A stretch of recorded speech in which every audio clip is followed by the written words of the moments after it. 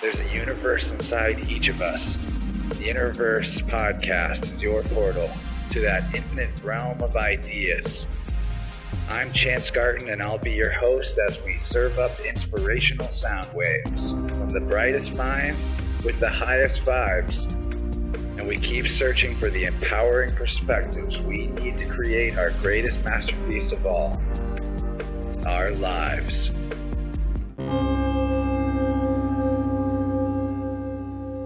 Welcome to the One Within All to another InnerVerse journey. I'm your host, Chance, and this recording is coming at you from the rarest of all days, February 29th, a liminal gateway itself and the perfect time to be taking an unexpected trip.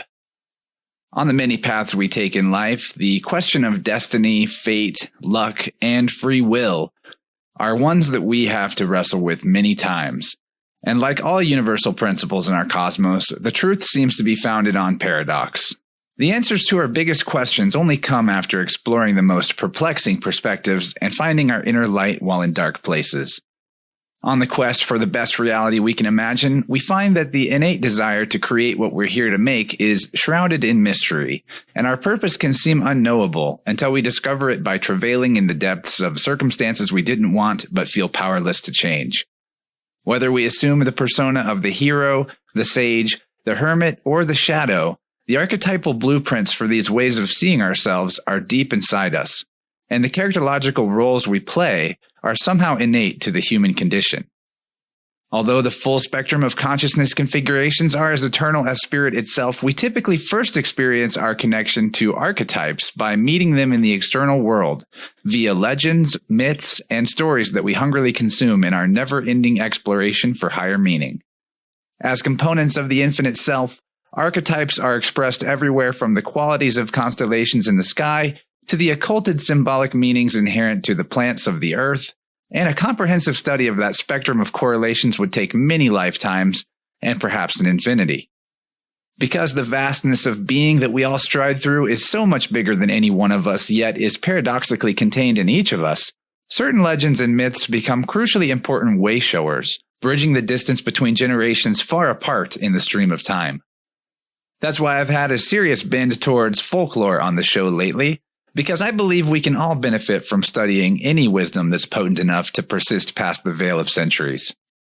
In light of all this delicious mystery, I am excited to announce today's esteemed guest, who is a scholar, artist, author, and counseling astrologer, just to name a few of her worldly credentials and achievements.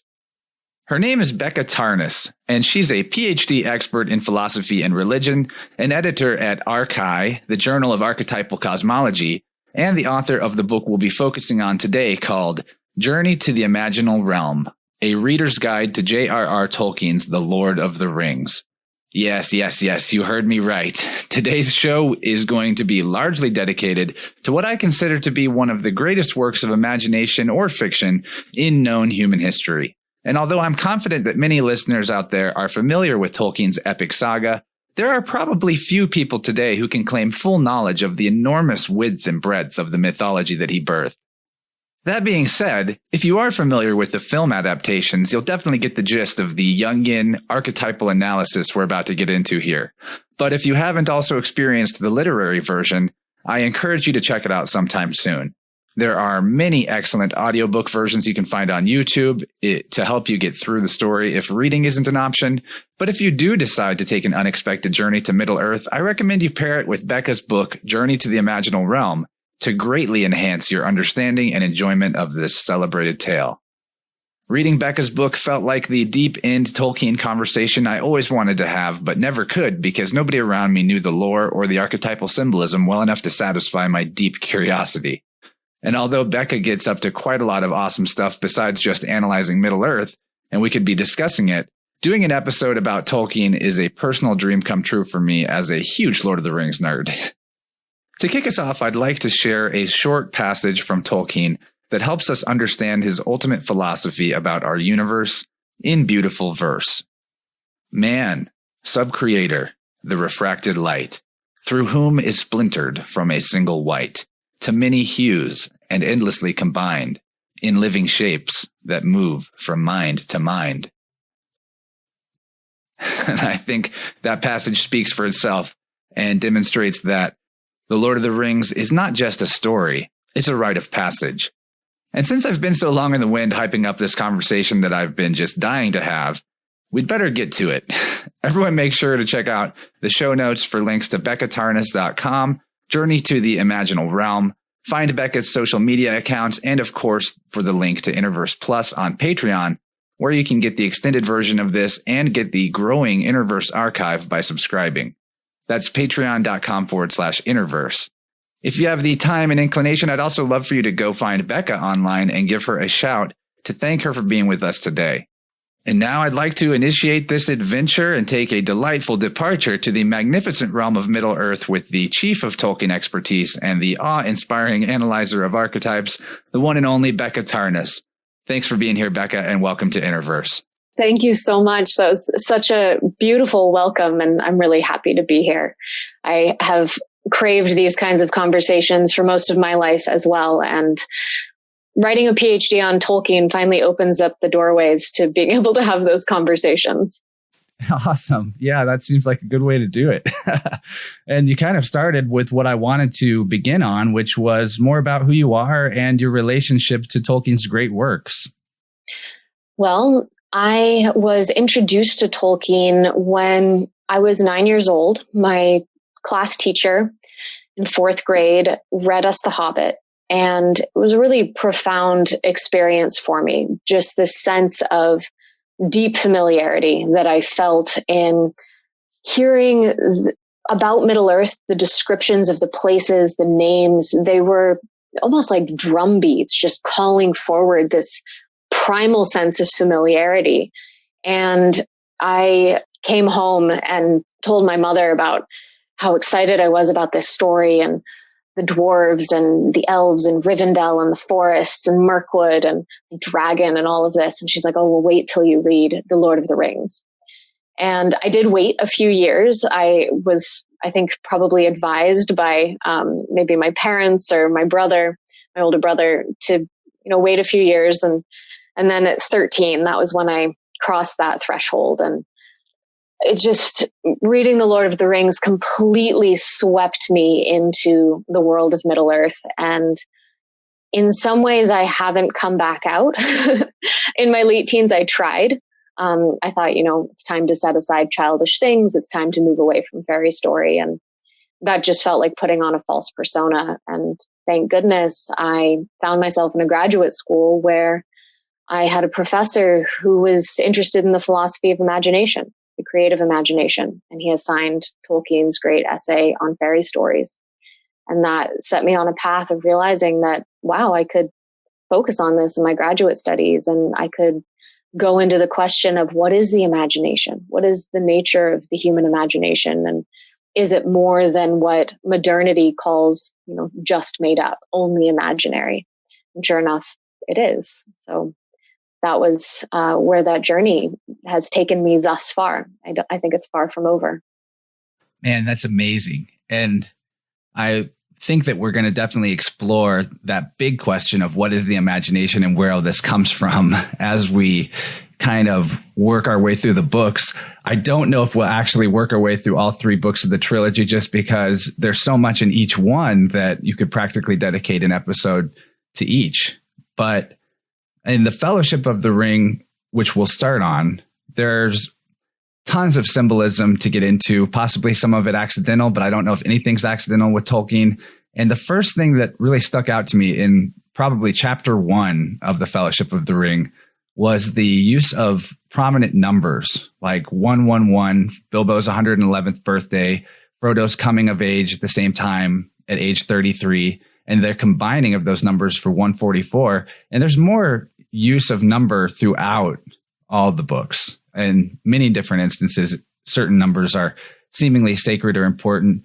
And I wondered what your take on this was as someone who's interested in astrology, which has such a tight-knit relationship to numerology. Definitely, I think that the use of number in Tolkien is intentional. I absolutely agree with you. Nothing in Tolkien's accidental. He has revised and edited and so carefully shaped the material coming through him that if it is by accident, by the end of the day, he's justified why it's that way, whether it's linguistic, whether it's numerological. Another example you can think of is even before chapter 1 starts, you have the ring poem, where you have 3 rings for the elven lords. You have 7 for the dwarf lords. You have 9 for mortal men, and the 1 for the dark lord. And those numbers of 3, 7, 9, and 1, they also have a sacred symbolism to them. And you have a repetition of those numbers as well in one of the more buried poems in the story about what the Numenorians brought out of their sinking island, that they brought 7 stars and 7 stones and 1 white tree.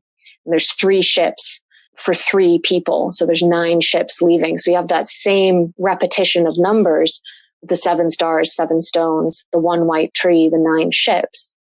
And we can look back to, I'm sure there are multiple cultural lineages that we could trace to have a deeper understanding of sacred geometry and numbers. The particular lineage that I stand in as a Western archetypal astrologer is one that draws an understanding of number from Pythagoras, and that number is not just quantitative, it's qualitative. When you have the 1, you have a sense of pure, undifferentiated unity. And usually one would think of that as something like a sacred or a numinous experience. Think of the Advaita Vedantist experience of, being one with the whole. But in Tolkien, we see almost a perverse inversion of that. The 1 of the 1 ring is actually trying to homogenize and wipe out difference and diversity, the beautiful multiplicitous expression of creation. So you can see both the negative and the positive of the 1. Then you can go into the symbolism of the 2, of, the polarity, the duality, that there's a tension between those. We see this in astrology with the opposition. When you have an opposition between 2 planets, like the sun and the moon at the full moon, you can go on the symbolism of the 3 and how that brings in harmony and balance. And the 3rd breaks the tension and duality of the 2. And it keeps going between 4, 5. On the one hand, we're just counting. If you think of it in a kind of disenchanted, quantitative way, but each of those numbers has a sacred archetypal meaning that stands behind it, that lends itself to the meanings in astrology, the meanings in, for example, musical harmonies. And Tolkien's very consciously drawing on that and weaving it into the sacred numbers of his story. That's a great answer. And it's pretty much aligned with the way that I felt about especially the 1 ring, because there's really no 1 of anything in nature. There's many humans, there's many trees, there's many everything. But the hero paradoxically individuates itself and becomes a unique 1. And that's a symbol, like that's the positive element of the 1. By doing so, the hero becomes a representation of the highest 1, which is the totality of the universe. And there's lots of stories where you can see the negative side of the 1, not just the 1 ring, where, like you said, Sauron wants to homogenize and basically supplant the chief of the gods, or like the supreme deity, and become that himself. And the Matrix is a great example, which has, interestingly enough, the character I'm thinking of in the Matrix, Agent Smith, is also played by one of the holders of the 3 rings, one of the wise characters, Elrond. And anyway, Agent Smith does the same exact thing. He basically copies himself onto everybody, if you've seen the later Matrix movies, and tries to turn everyone into himself. And so, yeah, that's sort of like that's what the dark side of the 1 is about. It's really interesting that this deeper, not mythology, but archetypal truth, and it is actually part of mythology too, because we get this from Greek philosophy, and there's other things in Greek philosophy that come through in Tolkien's work. And so maybe we could talk a little bit about something that's lesser known to maybe some Lord of the Rings fans, which is the foundational mythology that Middle Earth is actually standing upon, because it's not just the one story of Frodo's quest to destroy the ring. It's also all these other stories that are layered through multiple ages of so-called imaginary time. And one of the most interesting ones is the myth of Atlantis. He basically includes the myth of Atlantis in the Lord of the Rings backstory. And I think that it's plausible that humanity remembers this event in legends because it reflects something true, or at the very least, it's an example of a psychological metaphor where the sea obscures and represents the deep unconscious of the collective human memory, where for as much as we know, we've forgotten an infinity. So there's also a connection to dreams here, and we can maybe talk about Tolkien's dreams involving this too. But tell us a little bit about how the myth of Atlantis shows up in the deeper story of the Lord of the Rings. Well, as you pointed toward, Tolkien did have this very powerful dream. He called it his Great Wave Dream, and he did sometimes call it his Atlantis haunting, or his Atlantis complex was a way he referred to it later in his life, where I think he's actually probably consciously drawing on psychological and probably Jungian psychological language. But again, that's much later in his life, after he's already been writing about this for decades. But Tolkien said that beginning from a young age, probably around age 7, he began to have this recurring dream of a great wave that would come in over the land and would drown the landscape. And he would wake up from the dream kind of gasping in deep water. And he later said in a couple of his letters that the dream was eventually exorcised by writing about it. And he indeed wrote about it again and again. He'd already been writing about Middle Earth for a couple decades. He first started writing some of the earliest myths of Middle Earth in, beginning in the 19-teens, concurrent with the First World War. But it was actually in the mid-1930s, so around the time that The Hobbit was published, that he and Tolkien and C.S. Lewis, they were close friends. So C.S. Lewis, probably best known for writing the Chronicles of Narnia, Till We Have Faces, a number of his Christian apologetics, his space trilogy. They made an agreement because Lewis said to Tolkien, there aren't enough of the kinds of stories that we really like. So, maybe we should sit down and write them. And so Lewis took on writing a space travel story, and that became his space trilogy, Out of the Silent Planet, Paralandra, and That Hideous Strength. And Tolkien took on a time travel narrative. It's called The Lost Road. He never finished it. And it starts off describing a young man and his father, who sound an awful lot like Tolkien himself, actually, with the particular interests of this character and, drawn toward language. And he's describing languages coming through. He's inventing languages, this character.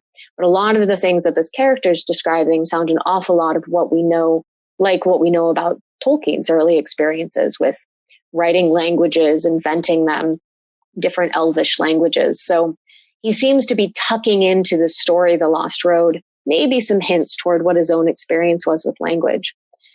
And the place that the story ends up, the time travel narrative, it moves back through successive generations of this father-son pairing, all the way back to the drowning of Numenor. And Numenor is Tolkien's name for essentially Atlantis, the great island civilization that drowns in this destructive wave, the one that he had been dreaming about already for decades. It seems that writing and not finishing The Lost Road wasn't enough to exercise that dream. He kept having it. He, at that time, had started writing The Lord of the Rings, but as he was about halfway through composing that story, he was probably mid-writing The Two Towers, and he set that down for a bit and started writing another story, this one called The Notion Club Papers. And The Notion Club Papers is another story that Tolkien never finished. This one starts off in Oxford with a literary group of Oxford dons and friends that sounds an awful lot like the Inklings which was a literary group that Tolkien was part of with C.S. Lewis and Lewis's brother Warney and the philosopher Owen Barfield, the novelist Charles Williams, and several other members. And this story, again, it kind of starts off as almost mocking the dialogue that the Inklings would have with each other. You can kind of pick out who might be who. But then this too takes a kind of a weird turn, and time rips open, and two of the characters find themselves simultaneously in Oxford and at the drowning of Numenor. There's all these fascinating kind of synchronicities around that, real world synchronicities that connect to a prediction that's made in the story of a great flood that happens in 1987. Now, this Tolkien's writing in the 40s. Turns out that there was a great storm that happened in England in 1987, long after Tolkien had died. His son, Christopher Tolkien, was the one who actually identified that it was pretty interesting that his father had predicted this storm in his story and that it actually happened in 1987. So there's some kind of amazing numinous aura around the Notion Club papers. Again, not finished. For people who are interested in reading it, you have to get volume 9 of the History of Middle-earth, which is called Morgoth's Ring. And it's one of the sections in there. It isn't published on its own, but if I could petition a publisher, I would say, please publish the Notion Club papers so folks can read it.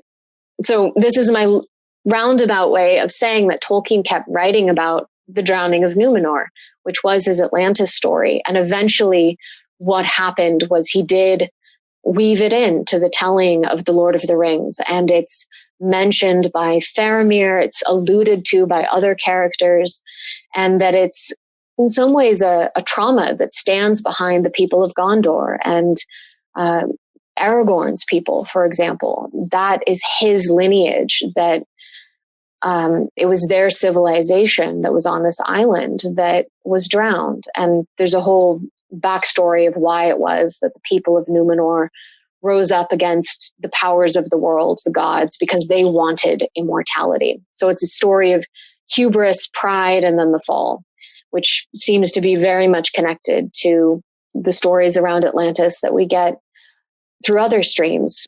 We can read about it in Plato's Timaeus, for example, to get one of the tellings of the myth of Atlantis in that way. That entire dream cycle and how it kept coming up in different stories until it became part of the foundational history of Middle-earth. I find that so fascinating. And I remember you pointing out in your book that at the time when he wrote that Faramir was having this dream that was actually his dream, which happens in the third book, The Return of the King, that he actually stopped having the dream. And it was like exorcised from him there finally. It almost was like it found its place.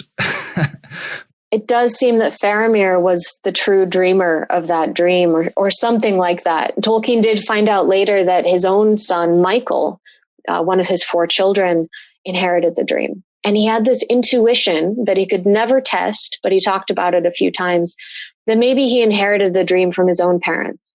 He thought that perhaps there was something ancestral here that he was taking in, hence the father-son pairing in The Lost Road. There's a deep fascination for him in subjects that border very closely on reincarnation and inherited memory, but he never quite goes there. He always takes a step or two back, which is something I love about Tolkien. He never totally goes there, but he just keeps you right on the edge of, is that what he's actually talking about? Yeah, he leaves it up to you to decide. But when it comes to the fact that there was that great storm, which was one of the biggest storms ever in England in 1987, only a few months off from when it happened in his fictional story, that seems to suggest, along with a lot of other evidence that you can glean from reading his works closely, that the imagination is actually something real. It's not a fabrication, that you could possibly use the imagination as a lens to see the past or the future. And certainly it can inform you about the present. As we're talking about Numenor, the concept in The Lord of the Rings is that this was a sort of blessed by the gods type of realm because men had proven themselves worthy in the original Great War against the Dark god Morgoth. And then their fall, as you alluded to, came from essentially falling to worshiping this dark lord. And there's a very intricate story. And I mean, he goes through lists of every king's name and all their offspring. And it's like reading the Bible if you get into the appendixes. But since we're talking about the blessed realm, so to speak, we're also talking about the fairy realm. And that's something that was an important concept to Tolkien throughout his entire life. And in your book, you mentioned that Tolkien actually made a painting called The Halls of Manwë on the mountains of the world above Fairy. And I Googled it and I found this gorgeous image of the mountain with a halo of light around the peak. And it calls to mind the occult symbol of the all-seeing eye above the pyramid, but in maybe a less negative context. And like nowadays we heavily associate that symbol with dark occultism and the top-down rulership of humanity by tyrannical forces. But I think he was depicting the symbol in its more original meaning. And I think if you explained the creation myth and the music of the Ainur, which is something you wouldn't find anywhere really other than the Silmarillion or other side texts that Tolkien created, I think you could also be explaining the positive nature of the all-seeing eye imagery, if you get what I'm getting at. Yes. Well, it's interesting. I had never thought of that peak, Tanaquetil. That's the name of the mountain peak in that image. And for listeners, I do highly recommend looking up this painting of Tolkien's. It's from 1928, his Book of Ishness sketchbook. And the light at the top is actually the hallowed light of the home of the gods Manwë and Varda. And so that light, it is true that Manwë and Varda, they can hear and see. Those are their gifts, their powers. They can hear further and see at greater distance than any other beings in the world. And that's how they keep watch as the powers of good over the world. But part of why they are keeping watch, of course, is because this is a guarded realm. The reason the mountain is so high is because it's part of a great wall protecting Fairy, protecting the blessed realm. And there's one other thing I want to draw your attention to with that image that's just extraordinary. On one side of the mountain, you see the sun, and it's bright daylight on one side. And then on the other side, you have the crescent moon. And if you're looking at this image, at first it's like, okay, there's the sun and the crescent moon. But then you realize that the crescent of the moon itself is bending away from the sun. That the moon in this depiction of Fairy is not actually illuminated by the light of the sun. It's shining with its own crescent light. Now, that's not something that happens in the primary world. We have a gorgeous crescent moon right now as we're speaking. It'll be visible when the sun sets, but that's a crescent moon illuminated by the light of the sun. This is different. And that points to the two great lights of Fairy, that they're independent, the solar and the lunar, and the archetypal principles connected to the solar and lunar.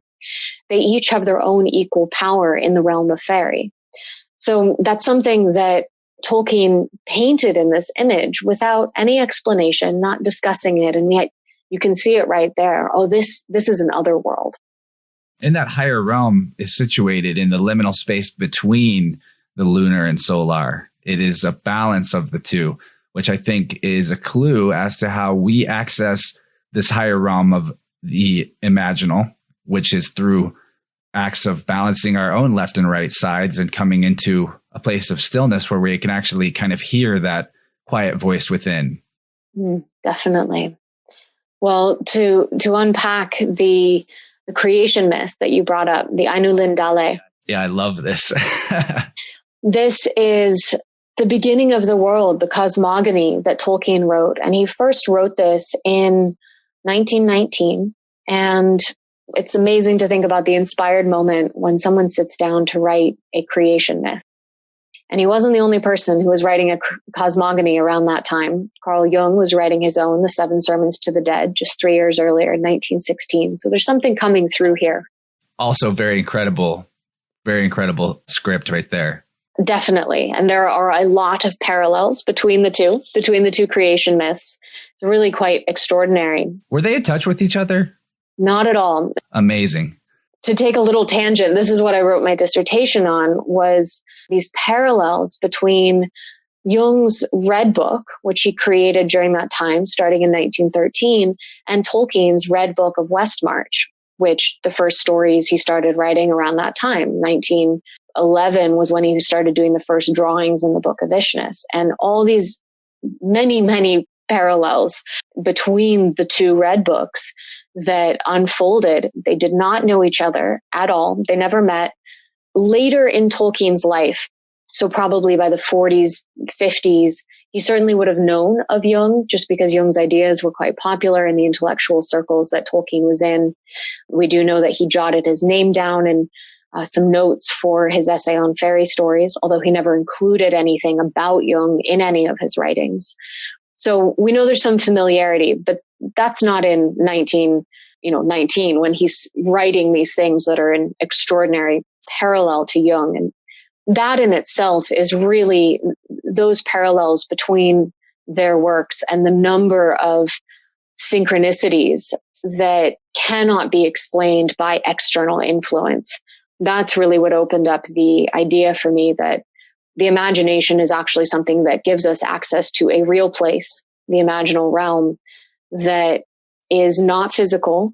It is not simply abstract. It is most definitely not made up, but it is maybe participatory, co-creative, something that we interact with, and elicit forward. And we can see discussions of this in Sufism, for example, in Neoplatonism and Gnosticism, all of these esoteric branches of spiritual traditions and religions point towards something like this, that the imagination is in many ways the via regia to spiritual experience, to an encounter with the divine. So speaking of that encounter with the divine and coming back to that creation myth, the Ainu Lindale, the music of the Ainur, is the story of the world's creation. It's singing into being. So Tolkien begins with the one god, Iluvatar, and the one god brings forth, Tolkien calls them the offspring of his thought. These are the Ainur. You can think of them somewhat like angels, these beings that are emanated from the one God. And Eru, or Iluvatar, propounds them to make a great music. He gives them the theme, but he invites them to adorn that theme however they wish, with their voices, with their musical instruments. And so this extraordinary music begins to fill the halls of Manwë, and the sound echoes out into the darkness of the void. Because before this singing, the light of being, what's called the secret fire of being in reality, is within Iluvatar alone. But then there is this great void of darkness where Iluvatar hasn't turned the light of his face. And so in some ways we can see that like a static duality, that there is this darkness of the void and the light of Iluvatar. But they aren't yet in relationship. They aren't at odds. And to draw on an idea from the Gnostic scholar Lance Owens, we could think of the void as being something like Iluvatar's shadow. It's a very kind of Jungian idea, looking at his answer to Job, for example. So there's one of the Ainur whose name is Melkor, and he has wandered in the void because he's seeking the secret fire, because he wants more than anything to be able to create reality and being, just like the God who created him. And isn't that something that maybe we can sympathize with? We are creators as well. And so this is his desire. And so he brings into the music not an adornment of Iluvatar's theme, but his own theme. And in doing that, immediately discord and disharmony arises. It clashes with the theme. And then some of the other Ainur become confused and start singing and making music with him. And there's these two musics that are at odds with each other. And so this continues to play out where Iluvatar brings in another theme and the clash gets even greater. And then Iluvatar brings in a third theme. And this one starts to take the disharmony of Melkor's theme and weave it into its own. So it takes the most triumphant notes of Melkor's disharmony and brings it into this slow, deep sadness of the third theme. And as these two musics are becoming one and creating this tension and balance, then Iluvatar, in one final chord, brings the entire composition to an end. And it is from that moment on that the Ainur get to see what it is they've created, because Iluvatar then reveals to them this wasn't just music only. He gives them a vision, and they realize this music was in some ways the plan, the blueprint for a world, and they see the vision of that world. But then they realize that even that vision doesn't yet exist, and that the world now has to be built. And so many of them commit to entering into the world and building it according to the music and according to the vision. And Melkor sees the way in which his disharmony brought extremes. So the extreme of intense heat and fire, or the extreme of intense cold. And that's how we have, the raging fires and volcanoes. That's how we have cold ice and snow as it interacts with the other creations of the other Ainur, like water. And apparently water is what carries the sound, the original sound of that great music. And so when we hear the singing of the sea, that sound is our memory of the great music at the beginning of time. And so the reason we feel that longing at the edge of the sea and that calling for the sea is because we're remembering creation when we hear it. So all of the Ainur enter into, or some of them enter into the world. They become the Valar, the powers of the world, and they build the world.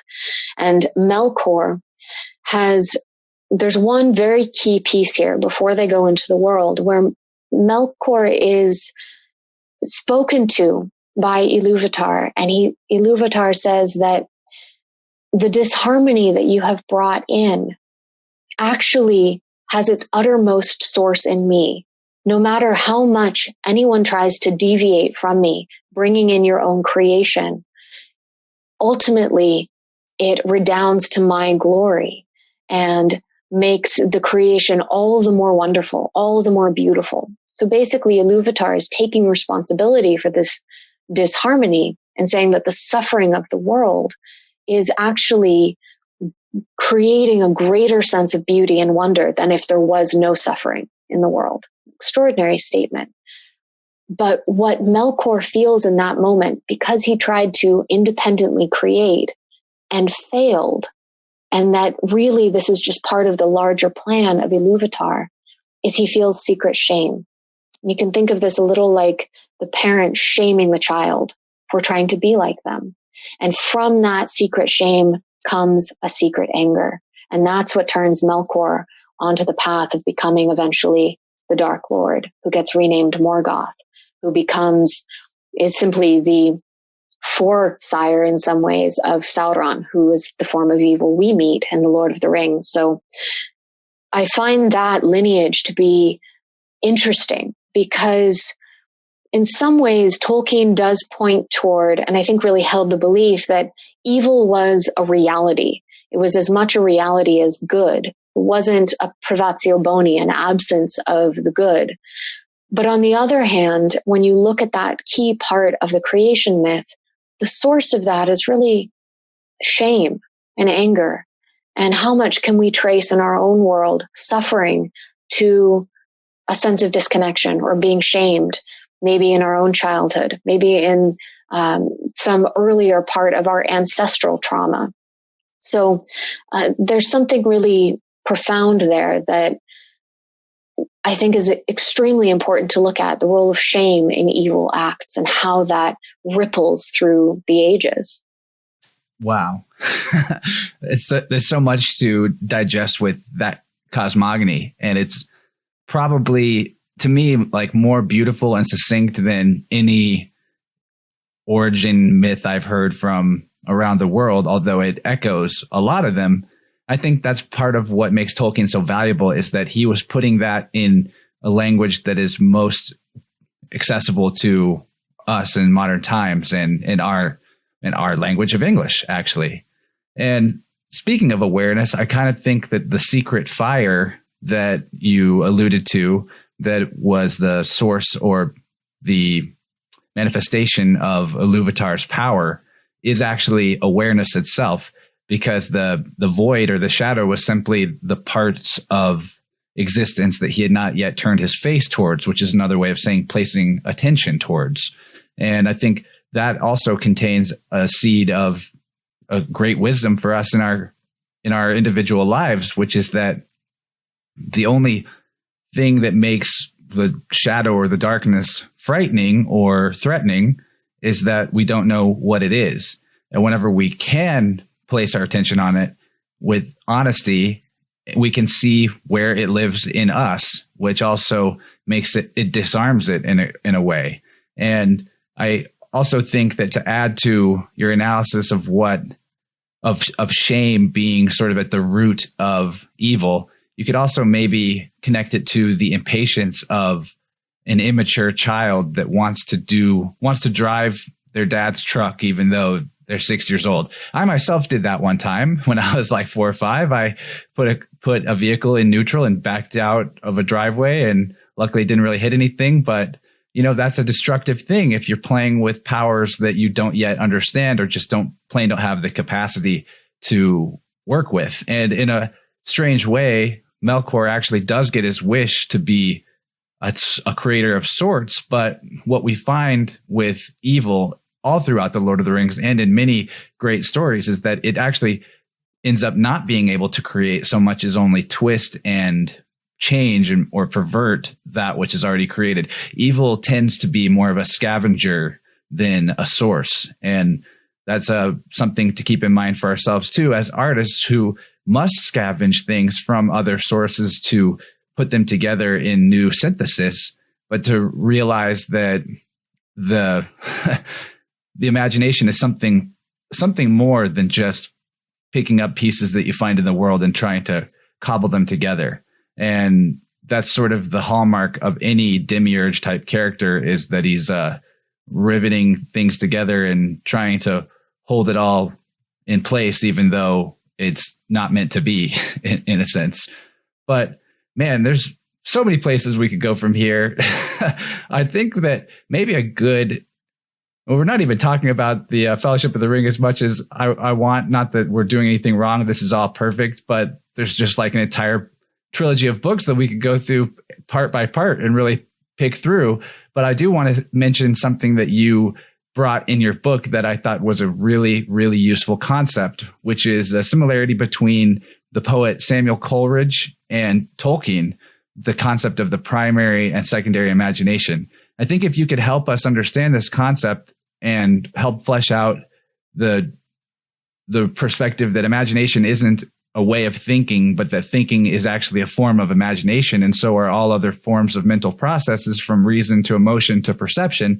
All of these are actually a form of imagination. And I would love it. Actually, I'll even quote from your book here that you say, Coleridge defined the primary imagination as follows: the primary imagination I hold to be the living power and prime agent of all human perception, and as a repetition in the finite mind of the eternal act of creation in the infinite I am. So that's a tough quote. It's a very chewy one. And I'd love it if you could help us kind of grasp this concept and see how we can apply it to our lives as creators. It's such a beautiful concept that Coleridge brings forward. And that's from his Biographia Literaria, which is a very interesting book. And there's basically just a page and a half on the primary and secondary imagination. So relatively small. And one can spend literally years with that page and a half. And really, I feel like every time I hear that quote, I both learn more and question myself. Do I really do I really know what Coleridge was trying to say? And he differentiates the primary imagination from the secondary imagination, and then differentiates both of those from what he calls fancy. And this is basically the primary imagination, to unpack that particular statement, is the imagination of God, of the divine. And that the reason it's the organ of perception, of all human perception, is because everything that we perceive in the world, all of creation, that is the creation of the divine imagination, or of the primary imagination. And our encounter with that is the repetition in the finite mind. So that's our finite mind. It's the repetition within that of the infinite creativity of God. The infinite I am is referring to God. And so really it is the world as is and as we perceive. That's the primary imagination. The secondary imagination, Coleridge is careful to say that the difference between primary and secondary is simply one in degree and not in kind, meaning that they are not, throw a big word in here, ontologically different.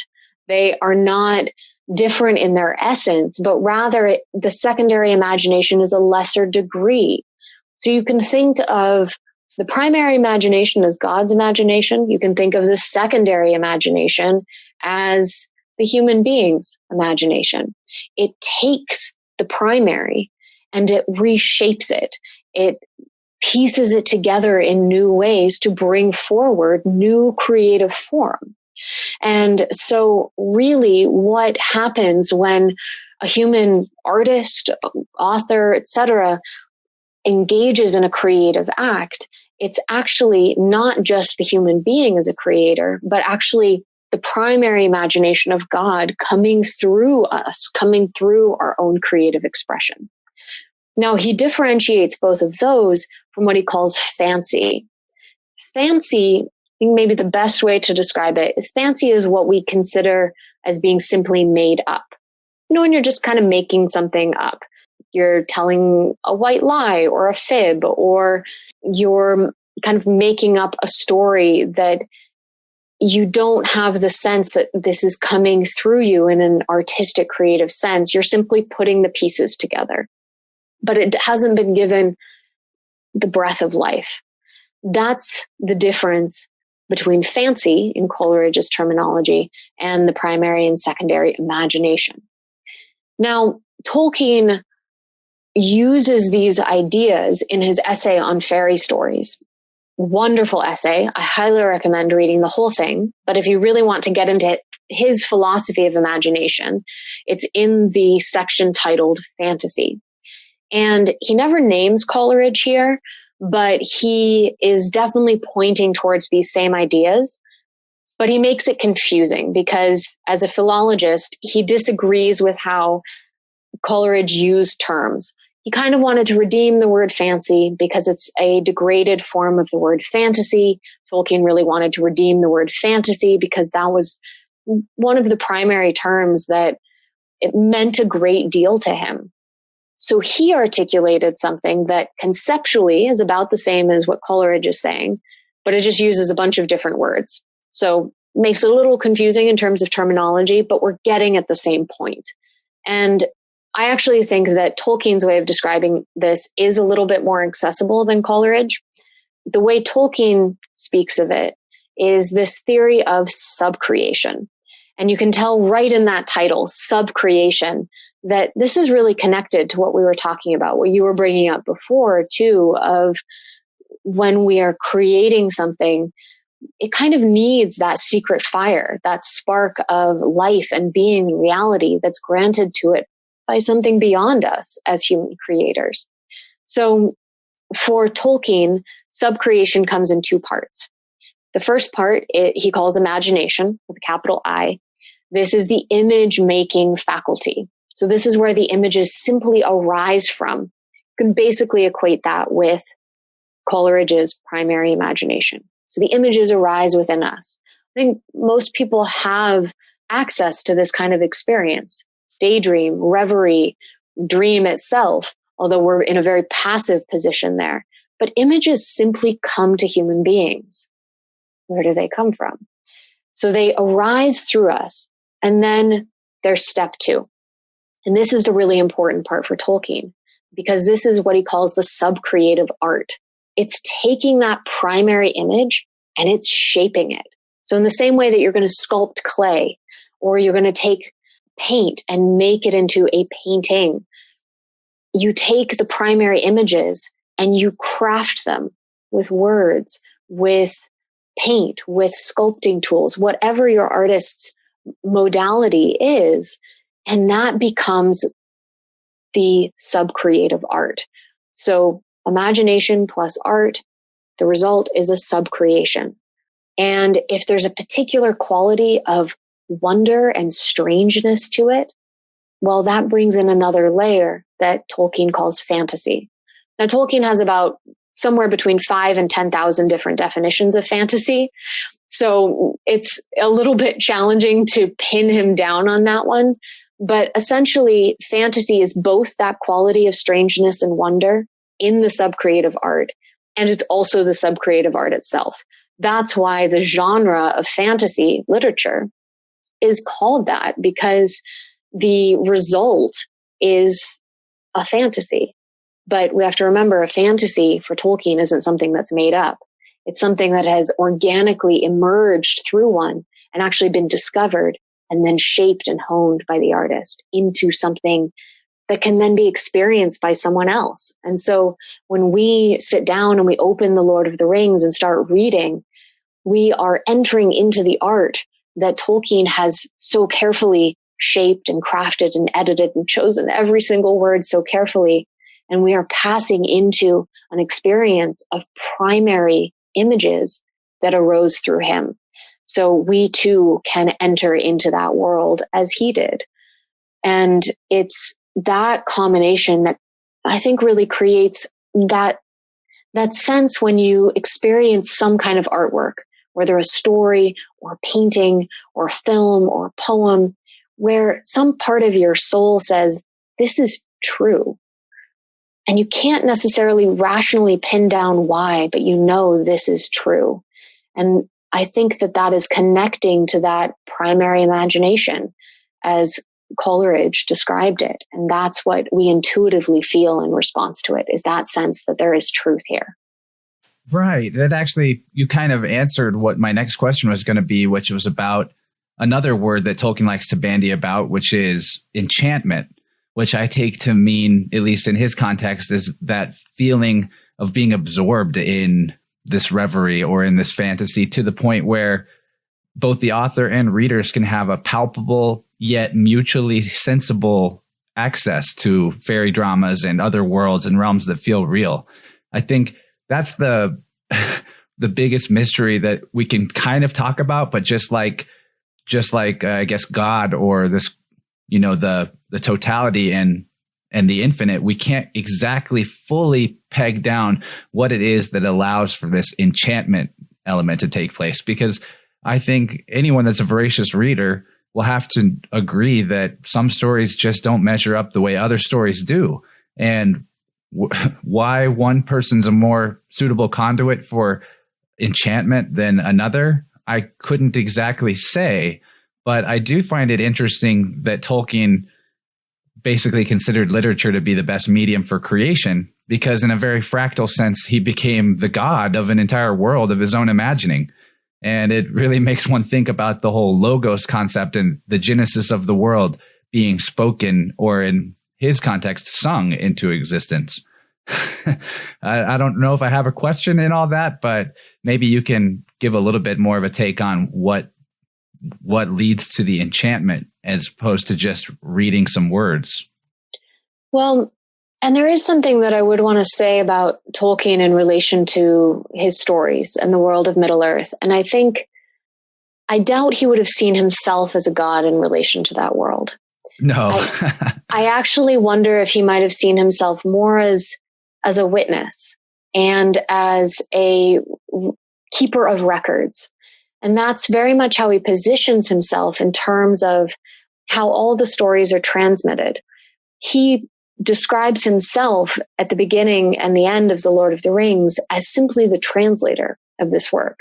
Now, we could just take that as him making something up, fancy, pretending. It's a conceit, a nice literary conceit to make the world seem real. But he uses that motif over and over again, not just with The Lord of the Rings, but all of the stories of Middle-earth, where it's very important to him to include how the story came to us, and that there are always the record keepers and the people who pass on the books. And that's why there's this important piece of the Red Book of Westmarch, which starts off as Bilbo's diary, essentially the Hobbit that he wrote down, and then gets passed on to Frodo, who writes in his experience in The Lord of the Rings, passes it on to Sam, who finishes out the story. They tag on Bilbo's translations from the Elvish.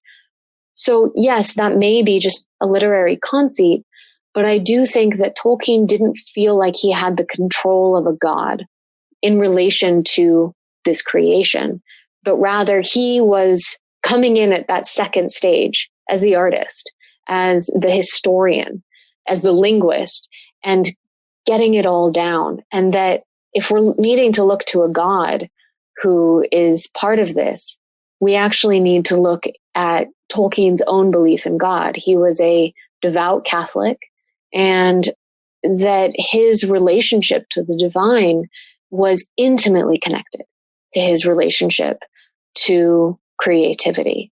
And that by doing such creative work of writing fantasy, he actually felt that such work was adding to the efflorescence of creation, carrying God's work forward.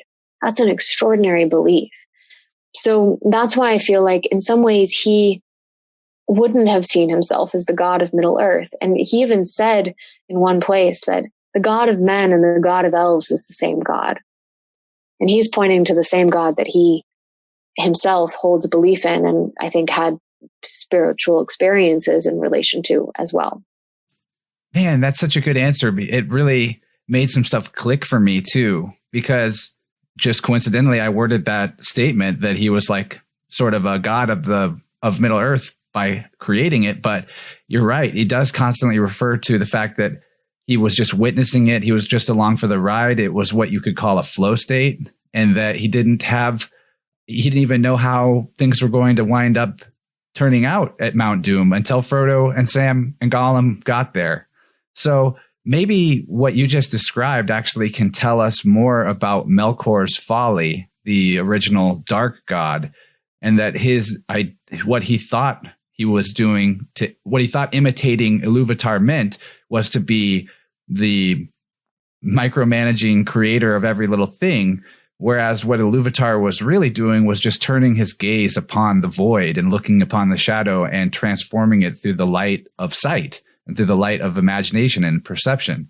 And so the difference is very clear that even in his cosmogony, the ultimate creator being wasn't really doing anything more than just seeing and singing what he was seeing.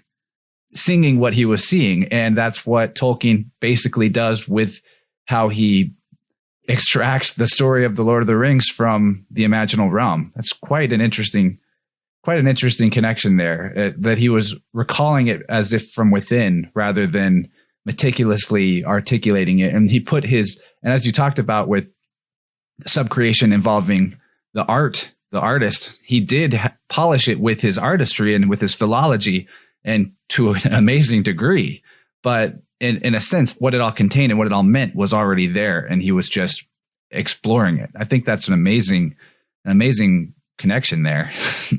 That's a really beautiful way of describing it, that Iluvatar is singing what he sees, and Tolkien too is singing what he sees. And I think that can be something maybe that anyone who identify as an artist, or, I always want to go beyond that idea that I think we're all artists, that living life is in itself an art, but that there's a form of surrender here. If we're wanting to bring some creative form to birth, and, in the same way that a child is grown within a womb, the mother and the father aren't controlling the step-by-step development of that child. It's simply unfolding and happening according to this beautiful, organic, divine mystery. And I think the same is true with any work of art, that it has its own agency, and that the artist is more like in some ways you could think of like the midwife, but also like, the mother who's holding the container, the sacred womb, the gestation period, and being present and taking care of it. But really that creative work of art isn't something that we can meticulously control every detail of. And to take that pressure off in some ways of maybe trying to come up with just the right concept or trying to control it, when really it's more about surrendering and letting it come through in the right time, in the right moment. And maybe it's those works of art, those ones where the artist themselves describes, I don't know, it just simply came through me. And there are countless artists and authors who describe their creative experience in just that way, that I just discovered it. It just was moving through me at the time. There's something divine involved there that chooses the right time to be born. And, we can have a sense maybe of the quality of that time through a kind of practice like astrology, for example. But there's something beyond our own human control that's really at work. And maybe that's really a part of, to come back to your question, the enchantment, that the enchantment lies in what is inherently beyond us. We as creators are actually along for the journey as much as, everyone else in the story. And it really is more of a process of discovery. I got to let you go. You got to tell people where they can find you and where they can get your book and everything else that you do that we didn't even talk about because we were so absorbed in this enchanted world. Also, just big thanks for having this conversation with me. I've been looking forward to it for weeks, and it did not even slightly disappoint. It was amazing. Oh, well, it was such a pleasure getting to have this conversation with you as well. And I'm so curious what your other questions were. And so if it does work out for us to continue at some point, I would love that. And so in terms of where people can find more of what I offer, my website is just my name, beccatarnas.com. And that has a very large collection of writing and essays and articles and videos and podcasts and lots of fun things all put together. There's information there too about my astrological counseling practice, which is the primary work that I do other than being a graduate school adjunct professor. And the book Journey to the Imaginal Realm is published by Revelor Press.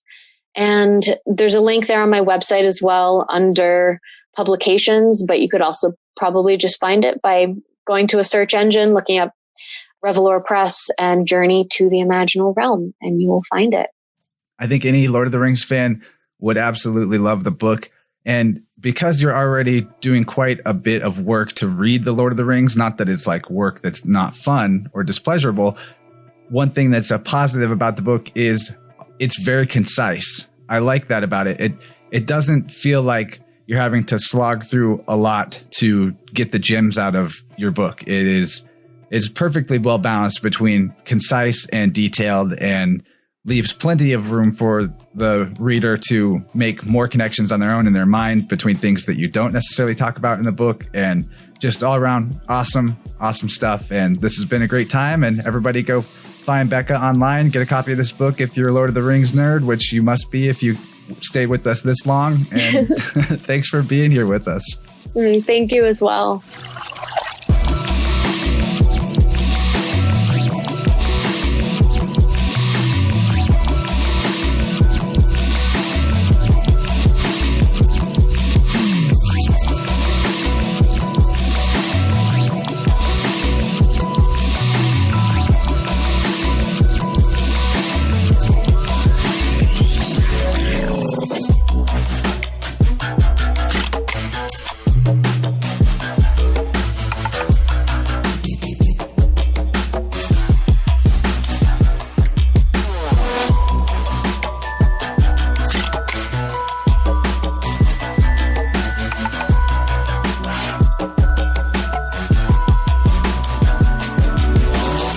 Well, my friends, that is a wrap on that interview. Although I'd like to hope that we're going to do a part 2 or even maybe a part 3, because I barely touched my notes on this one. A lot of stuff came up organically, and we just generally didn't explore the narrative beat by beat the way we probably could have, which would make a really interesting chat. There's so many things that happen throughout the story that you really can't contain it all in 2 hours. I mean, the audiobooks themselves, if you combine them all, who knows how long that would be? Probably in the vicinity of 30 plus hours, if I had to guess. It's huge. It took me like 2 weeks of constant listening just to rehear it all. But the audiobook is really fun, and I would recommend it. There's a version that's like got voice actors that sound really similar to, or maybe they really are the same people that are the movie actors, which is cool. They work in the soundtrack from the movie, which is incredible. And there's even sound effects, and it gives this really immersive feel. But even if you're just listening to an audiobook recreation where it's just one person reading to you, that's still amazing, because this story really fits the mold for the oral transmission of a tale. It just, something about the language, it still sweeps you into this world and gives you that sense of enchantment like we were talking about, whether you're reading it or listening to it. And definitely don't be intimidated by how long it is. Once you get pretty deep into it, you're going to be like just counting the time until you're able to get back to Middle Earth and finish the story. And by the time you get to the end, you're going to be sad that it's over. You're going to wish it was longer. Luckily for people like that, there are a lot of auxiliary tales and things that were compiled by the recently deceased Christopher Tolkien, the son of J.R.R. Tolkien, including entire histories of Middle Earth and other cycles of legends that his father created and never published. And Christopher was able to publish those posthumously. And probably the world lost the number one expert on Tolkien when Christopher Tolkien passed away. And I think it would be great if more of us could carry that torch forward, because this is an unprecedentedly beautiful story. And I have yet to encounter anything that quite has that same level of gravity as Lord of the Rings does. And I read quite a bit, and I love lots of different fantasy thingies, you know. But before I go any further, I've just got to mention what a great guest Becca was. She's definitely a top quality podcast surfer. And if you like her, you can find her on tons of other shows that she's been on by going to her website. She's definitely easy to listen to. And I imagine that any students that she's had, especially about Tolkien, are very lucky indeed, especially if they didn't know what they're getting into before they took her class. If it's anything like her book, then it's a really awesome class. Please go check out her book if you are even remotely interested. If you're going to be getting into Lord of the Rings for the first time, or revisiting it after hearing this podcast because you are curious after the things we've talked about, her book is going to be crucial. I mean, it's such a dense thing that if you're not familiar with Tolkien's world already, the first time you get into it, there's going to be a lot of names and references that you're going to have to form memories about before you can actually understand them. And so it's one of those books that requires multiple readings if you're going to really, really get the juice out of it. But even just one reading is worthwhile. And if you have some familiarity with the story because you've watched the movies, then the books are going to give you that much more enjoyment for sure. So Becca's awesome. Go to beccatarnas.com, find all the cool things she does. And I'm very curious about the archetypal astrology that she gets done for people. I've never heard of archetypal astrology specifically, and I'm definitely curious about it. I hope that this is the beginning of multiple visits for Becca to the show, because there are many things besides Lord of the Rings that we could probably talk about, although I'm sure it'll all revolve around a lot of the themes that we talked about this time. We definitely explored archetypes and psychology more than I maybe expected to, which is great. I think that overall, this episode came out being a little more accessible to someone who's not necessarily familiar with the Lord of the Rings than I thought it might be. Probably because we didn't do what I initially thought we might do, which was a beat by beat exploration of events from the story. So we will do that next time, and hopefully you'll have had time to digest the tale once again before that. But there's so much about that tale that gives us this feeling of enchantment and immersion and a relatability, despite the fact that it's fantasy. First of all, I mentioned in the intro that we recorded that talk on Leap Day, and that's kind of a liminal day in and of itself. It is only occurring between every 4 years and otherwise doesn't exist. So it's like it's a day and it's not a day at the same time, which is sort of what something that's liminal is. It's in between. And being that it's February 29th, or right now, as I'm recording this intro, it's March 2nd, we're actually right in the time of year that the chief events of the Lord of the Rings story take place. Although the story does cover many years from the beginning to the end, the real meat of the story and the real action is only a few months of time. So it all happens really quick. But what's cool about it is that Tolkien makes it immersive by grounding the story with dates, seasons, and even the cycles of the moon. So that at one point, one of the characters will be looking up at the moon and he'll see it in a certain phase. And then later in the story, you'll have flashed back to what a different character was doing at that same time. And they'll look up and see that same moon. It'll give you a feel of when different events are happening concurrently with each other. And that's another thing about the story is it's not just one hero and it's not just an external story of action and war. It's also the story of an internal journey and an internal transformation for all the characters. And we didn't really talk about this, but she brings it up in her book, Becca does, that the way that Lord of the Rings is structured with 6 books, technically, the 3 books, the Fellowship of the Ring, the Two Towers, and the Return of the King are actually all 2-parters. They're divided into 2 sections. And you could say that the first book of each of the 3 and the second book of each of the 3 represent the outer and the inner journey for the characters. And it's pretty amazing. It's very much got the whole solar lunar thing going on all throughout it. It's very alchemical. And the fact that the heroes of the tale, or the ones that we're most identified with, which are the hobbits, are these small, everyday type people who have to somehow oppose the Lord of Darkness, Sauron. Well, I think that is quite a relatable conundrum, because when we look at the things that are happening in the world right now that we might feel powerless against, it's as if that there's a dragon out there that needs to be slain and we can't do it ourselves. And in the story, Lord of the Rings, nobody even fights the Dark Lord Sauron. I think that's really interesting. There's never a battle scene like you would see in almost any other fantasy or adventure or hero's journey tale where they go up against the main villain and in single combat, the hero destroys him or something. That never happens. And even in The Hobbit, it's the same way. Bilbo travels to the Lonely Mountain. There's this horrible dragon Smaug there, but he never fights the dragon or kills the dragon.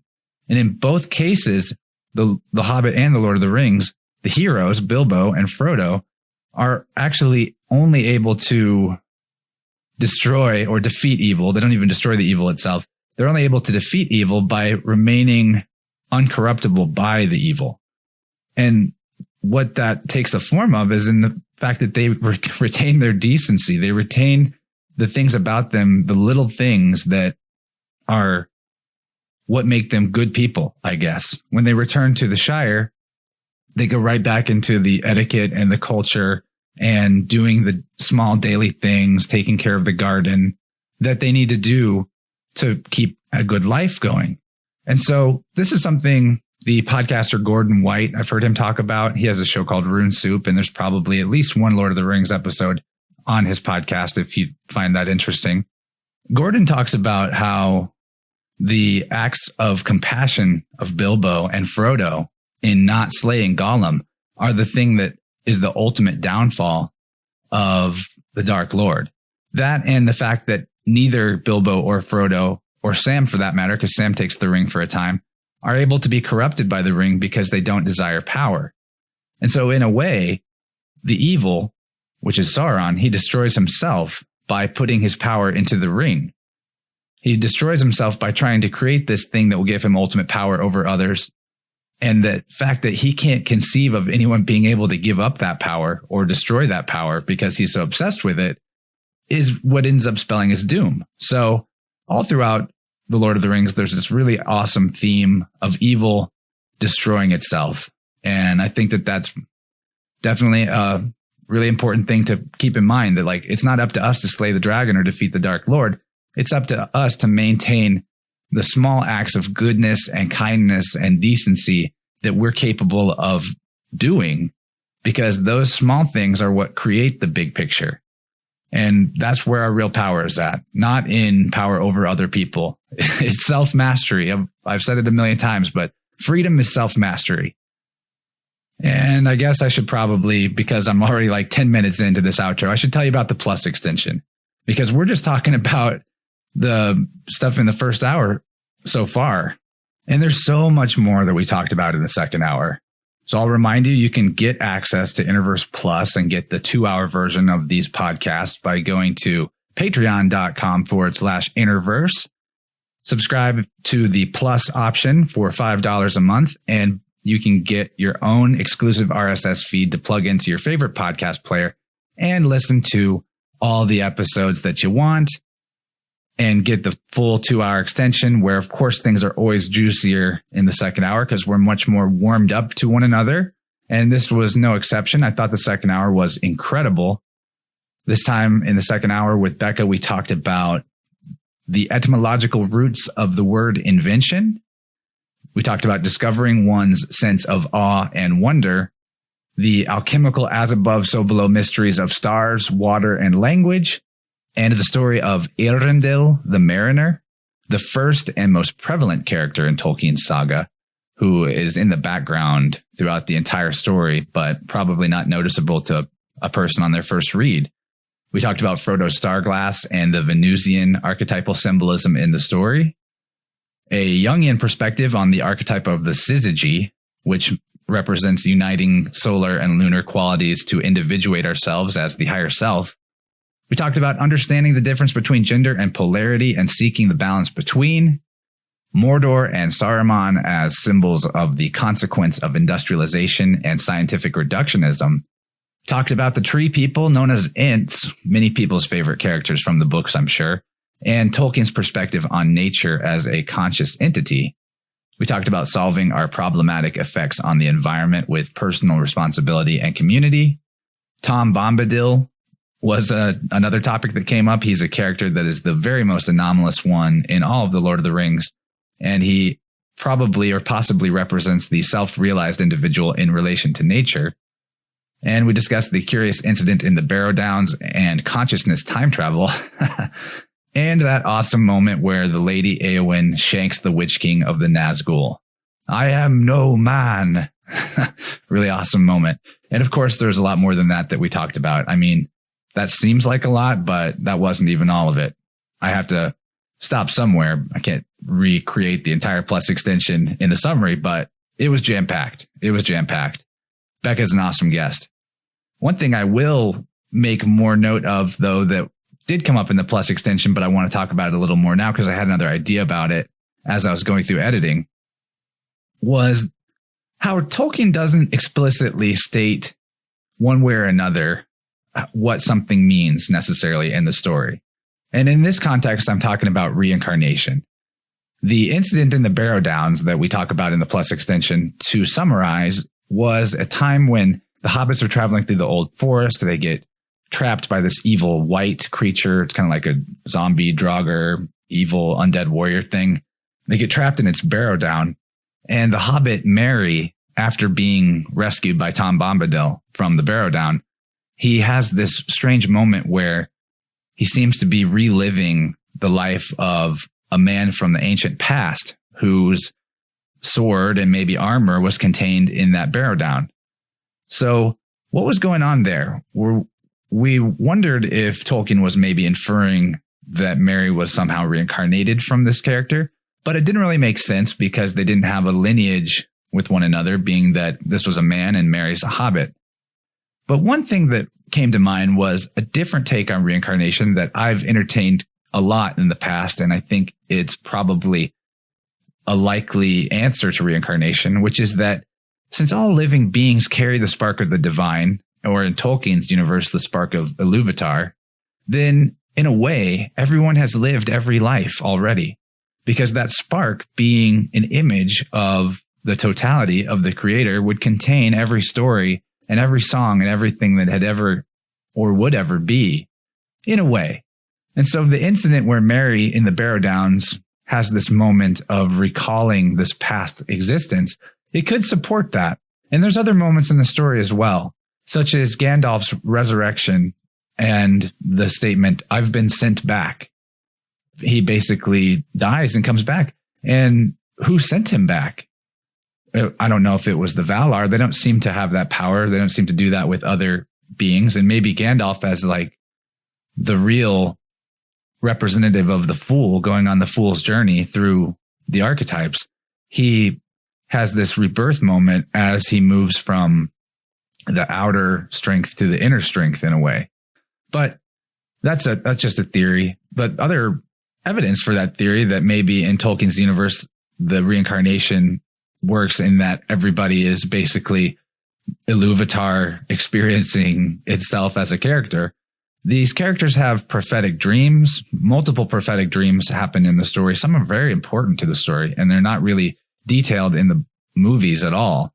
And then there's moments where they have this uncanny knowing of when to act, when it's really important that they do something and they couldn't have known. Like when Frodo and Sam are at the very end of their strength and they're climbing Mount Doom, but they've collapsed. They're so exhausted. They're starving. They're dying of thirst. But somehow they find the inspiration to get up and finish the climb and finish the fight just at the last moment before the armies of Gondor and Rohan are going to be crushed by Sauron. But they don't know that. They just have this whim that it's now or never. We have to do this now. They've just been lying there dying, I guess. And then all of a sudden at the same time, they're both like, we got this. Let's go. And also there's moments where in extreme danger, some of the characters will call out in Elvish languages that they don't actually know consciously. And it will almost be like they've cast a spell to gain strength. Or there's points where Gandalf finds himself thinking about old songs or tales of lore that wind up shedding light on some mystery that he's pondering about that he doesn't know the answers to yet. So there's these moments where extraordinary knowing seems to come through. A lot of moments. And to me, I think that that is a connection to Iluvatar or a connection to the universal consciousness, omni-mind, super god field. But yeah, I could talk all day about Lord of the Rings. Here we are, probably the longest outro I've recorded in forever. And I feel like I could keep going. And I've got 3 or 4 times as many notes and questions left over for Becca than I actually asked her. So I had a great time. Really loved this one. There's going to be more fun books to analyze and more great episodes coming up in March. I've got a great schedule lined up for us, and I'm really glad that you've been listening. Thank you for tuning in. If you aren't a Plus subscriber yet, I will ask one more time that you consider doing that, because there's literally no other way for me to get any kind of financial reciprocation or support for the podcast that I do. And it's actually a lot of work. I mean, it's not the kind of work that you feel bad doing. It's work in the way that I guess a painter feels like they're going to work whenever they paint a picture. And for me, I paint pictures with words. I paint pictures with questions, more like. But I love doing it, and I'm going to keep doing it. And if you think I should do it as my, I guess, full-time job and vocation and not be doing it just out of the generosity of my heart and wanting to share this stuff with you, and to be honest, actually for my own personal passion and curiosity, if you want to make me a podcaster in a real professional way where I get paid for it, you got to join Plus. And you're not just supporting me for nothing. You get the second hour of these episodes. It's like buying me a coffee once a month. Although I don't need any more coffee than I already drink. So buy me something else. But let's get out of here. Let's be done with this one. I don't want it to end because I love being in Middle Earth in my mind, but I'll definitely get Becca to schedule a second episode as soon as she's willing and able, and we will continue. I'm going to play us out today with a song from our old friend My Own Eyes. He has a new EP out, Incandescent, and you can find the links to this music that you're about to hear, the links to Becca Tarnas, the links to InnerVerse Plus, everything that we talked about by checking out the show notes and looking for what you're looking for. I put those detailed show notes together just for you, not for fun. Oh yeah, one last thing. If you are new to InnerVerse, this is your first time checking it out, make sure you subscribe on your favorite podcast playing platform. It's everywhere you might want to look for a podcast, including Spotify, SoundCloud, YouTube, the iTunes podcast app, and Google Play Store. It's pretty much everywhere. So if you enjoy it, maybe even review it, share it with a friend. It's great to leave a 5-star review on the iTunes app. If you leave a review that I actually see, I'll read it back on the show. But if you don't want to type anything, just leave the 5 stars, and it helps more people find the show that have not discovered it yet, but might like it based on the things we talk about. And all right, I guess that's it, guys. Thanks for being here, and I will catch you guys on the next episode. Much love, and have a great life. Bye-bye.